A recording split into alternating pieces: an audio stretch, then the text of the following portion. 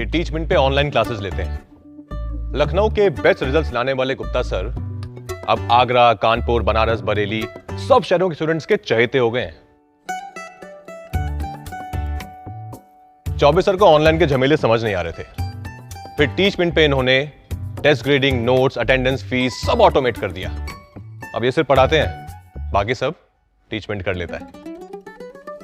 और ये मैं हूं, अभी अभी शुरू किया है, पर टीचमेंट के साथ बड़े सपने देखना भी आसान सा लगता है।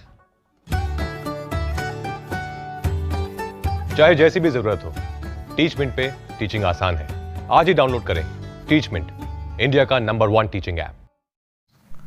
अब हम क्वेश्चन नंबर 5 और 6 इसी वीडियो के अंदर करने वाले हैं। तो क्वेश्चन नंबर 6 जो है बहुत ज़्यादा इंपॉर्टेंट है 5 के मुकाबले, ठीक है। तो पहले 5 वाला क्वेश्चन करते हैं, उसके बाद में हम जो है 6 वाला क्वेश्चन करेंगे।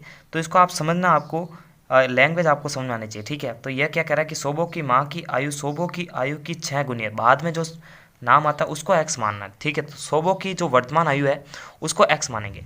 5 वर्ष बाद सोबो की आयु उसकी माँ की वर्तमान आयु की 1/3 हो जाएगी। तो इसके अंदर बहुत सारे स्टूडेंट कंफ्यूज हो रहे हैं। तो देखो, सबसे पहले दोनों की वर्तमान आयु अपन निकाल देते हैं। तो बाद में जो नाम आया वो सोबो का आया है, तो माना कि सोबो की आयु उसको आपको x मानना है, और आयु वाले क्वेश्चन के पीछे हमेशा x वर्ष लिखना है। ये आप लिखते नहीं है तो फिर नंबर कटते हैं।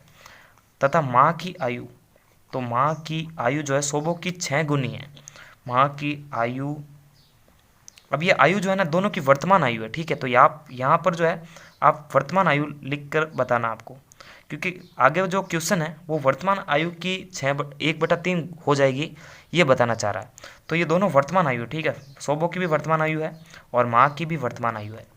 ये है सोबो की आयु की 6 गुनी, यानी 6 × x। सोबो की आयु x वर्ष थी तो 6x हो जाएगी। अब देखो ये क्या कह रहा है, 5 वर्ष बाद, खाली 5 वर्ष बाद सोबो की आयु, ठीक है। 5 वर्ष बाद मतलब सोबो की आयु में 5 वर्ष जुड़ेंगे।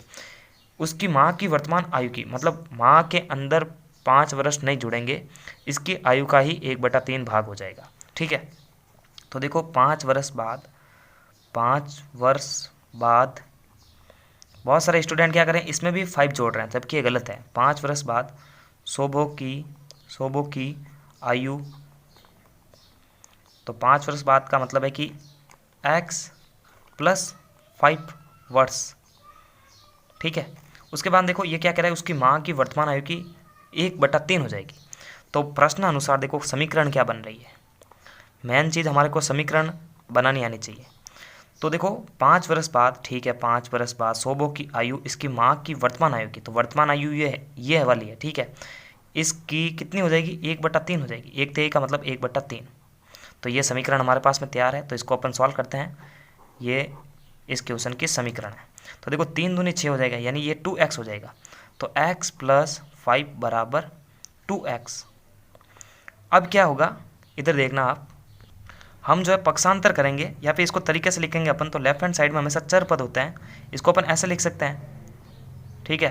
तो ये इधर आ जाएगा पक्षांतर होके, तो 2x में से x घटेगा और 5 उधर रह जाएगा। तो 2x में से एक बार x निकलेगा तो कितना आएगा, x = 5। तो देखो उनकी दोनों की आयु निकालनी है ना, तो सोबो की आयु तो निकल चुकी है 5 वर्ष, और माँ की निकालनी है, तो 6 × x है, तो 6 × 5 यानी 6×5 = 30 वर्ष, ठीक है। तो 30 वर्ष माँ की आयु है और सोबो की जो आयु है वो 5 वर्ष है। तो बहुत ही सिंपल था ये तो। हाँ, तो अब क्वेश्चन नंबर 6 लेते हैं, बहुत ज़्यादा इंपॉर्टेंट है, बहुत सारे स्टूडेंट को समझ में नहीं आ रहा है, तो मैं इसको आपको समझाना पसंद करूंगा। तो यहाँ पर देखिए, महुली गांव में एक तंग आयताकार भूखंड का विद्यालय बनाने के लिए सुरक्षित है, यानी एक भूखंड है, यानी भूमि का कोई एक भाग है, वो विद्यालय बनाने के लिए सुरक्षित रखा गया है। तो हम जो है यहाँ पर इसको डायग्राम के बेस पर समझेंगे। तो यहाँ पर ऐसा मान लो आप, ये आयताकार है, ठीक है। तो इस भूखंड की लंबाई और चौड़ाई, अब देखो अनुपात में दे रखी है, तो जब कभी भी अनुपात में दे रखा होता है तो हम पीछे x से इंटू करके दर्शाते हैं, यानी उसकी लंबाई और चौड़ाई ये है। तो देखिए, गांव पंचायत को इस भूखंड की बाड़ लगाने में 100 रुपये प्रति मीटर की दर से 75,000 रुपये व्यय करने होंगे। तो भूखंड की माप का मतलब क्या है कि इसकी लंबाई और इसकी चौड़ाई ज्ञात करनी है। तो यहाँ पर इनका अनुपात दे रखा, तो सबसे पहले अपन क्या करेंगे, माना कि आयताकार भूखंड की भूखंड की माप। तो देखिए भूखंड की जो माप यानी लंबाई और चौड़ाई का अनुपात दे रखा, तो यहाँ पर लंबाई अपन जो है, लंबाई जो है 11:4 है, तो देखो 11 इंटू एक्स।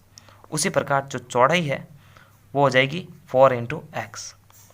अब देखो हमारे को ये यहाँ पर एक चीज़ दर्शानी है कि माप का मतलब हम लंबाई और चौड़ाई तो निकालेंगे, लेकिन वो कैसे निकालेंगे, हम जो है दो परिमाप को एक दूसरे के सामने रखेंगे। आपको ध्यान देना है, हमारे पास में जब लंबाई और चौड़ाई है तो हम परिमाप ज्ञात कर सकते हैं, और ये इसलिए कर रहे हैं क्योंकि यहाँ पर प्रावधान क्या है कि जो गांव की पंचायत है इसके चारों ओर अब जो बाढ़ लगेगी ना वो चारों ओर ऐसे ऐसे करके लग जाएगी।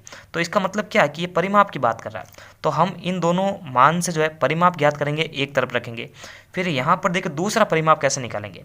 दूसरा परिमाप निकालने का सीधा सा तरीका है कि अगर चारों ओर बाढ़ लगानी है तो जितना पैसा खर्च हो रहा है उस पैसे के अंदर 1 मीटर में 1 मीटर बाढ़ लगाने का जितना पैसा हो रहा है उसका बस भाग देना है तो परिमाप आ जाता है। तो दो तरह के परिमाप निकलेंगे। कारण इसलिए समझ लीजिए क्योंकि परिमाप का फॉर्मूला इसीलिए लगा रहे हैं क्योंकि चारों ओर हमारे को बाढ़ करनी है। तो चारों ओर की माप जो है अगर इस तरह से चारों ओर चलेंगे तो परिमाप आएगा। तो अब जो है आयत के परिमाप से तो आयत का जो परिमाप होता है वो होता है 2 कोष्टक लंबाई प्लस चौड़ाई। ठीक है, तो यहाँ पर देखना 2 कोष्टक लंबाई हमारे पास में 11x प्लस है चौड़ाई 4x। तो देखो 11 और 4 हो जाएगा 15x और 2 इंटू है बाहर से तो 15 दूना हो जाएगा 30x। तो एक परिमाप हमारे पास में आ चुका है 30x। अब देखो दूसरा परिमाप निकालते हैं। उसी प्रकार भूखंड का परिमाप पुनः भूखंड का परिमाप। ठीक है, तो उसी प्रकार कैसे निकालेंगे, तो जितना कुल पैसा खर्च हो रहा है, कुल पैसा हो रहा है 75,000 रुपये। कुल पैसे के अंदर 1 मीटर के अंदर जितना पैसा खर्च हो रहा है उसका भाग देना। तो 1 मीटर का 100 रुपये प्रति मीटर है तो 100 का भाग दे दो आप। तो 2 जीरो से 2 जीरो कटेंगे तो 750 रुपये आएंगे। तो ये इसको समीकरण नंबर 2 दे देंगे। तो देखो ये पहला परिमाप, ये दूसरा परिमाप। तो 1 नंबर परिमाप के सामने दूसरा नंबर परिमाप रखेंगे तो x की वैल्यू आ जाएगी। तो अब समीकरण 1 व 2 से तो हम क्या करेंगे, x की वैल्यू रखने के लिए या ज्ञात करने के लिए 30x को लेफ्ट हैंड साइड की तरफ रखेंगे और राइट हैंड साइड की तरफ 750। अब इस x को फ्री कर देंगे तो 750 के अंदर 30 का भाग चला जाएगा तो 0 से 0 कटेगा और इसका इसमें भाग देंगे तो 25 आएगा।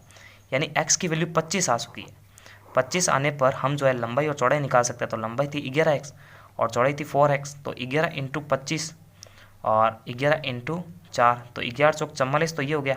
और 25 को 11 से मल्टीप्लाई करेंगे अपन तो 275 सॉरी माफ़ करना 1 मिनट, हमने यहाँ पर गलती कर दी है। 4 इंटू 25 होगा तो 25 चौक यहाँ पर 100 मीटर होगा ये तो, और जो ये होगा 275 मीटर। ठीक है, तो यहाँ पर मैंने ध्यान नहीं दिया था, 11 इंटू 4 कर दिया था, गलत हो गया था ये।